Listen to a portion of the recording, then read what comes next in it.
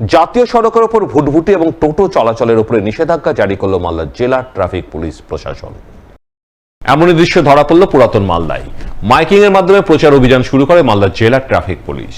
জেলা প্রশাসনের এই উদ্যোগ নেওয়ার মূল উদ্দেশ্য হচ্ছে জাতীয় সড়কের উপর যানজট এবং দুর্ঘটনা এড়াতেই মালদা জেলা ট্রাফিক পুলিশ এই সিদ্ধান্ত নিয়েছে।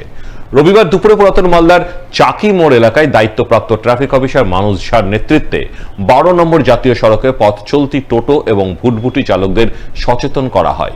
এই জাতীয় সড়কে টোটো এবং ভুটভুটি না নামানো সিদ্ধান্ত নেওয়া হয় এবং চালকদের হুঁশিয়ারি দেওয়া হয়, আগামী দিনে জাতীয় সড়কের উপরে টোটো ভুটভুটি চলতে দেখলেই প্রশাসনিকভাবে কড়া পদক্ষেপ নেওয়া হবে।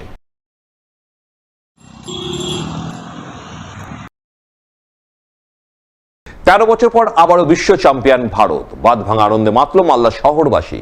ভারতের তিরঙ্গা ঝান্ডা হাতে নিয়ে মালদার রাজপথে ক্রিকেট প্রেমীদের উল্লাস।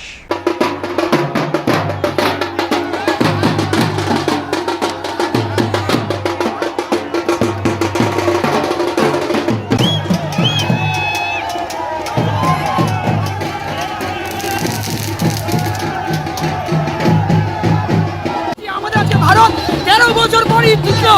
রোহিত শর্মা হিপিপ উড়লে, বিরাট কোহলি হিপিপ উড়লে, হার্দিক পান্ডিয়া হিপিপ উড়লে, বুমরাহ হিপিপ উড়লে।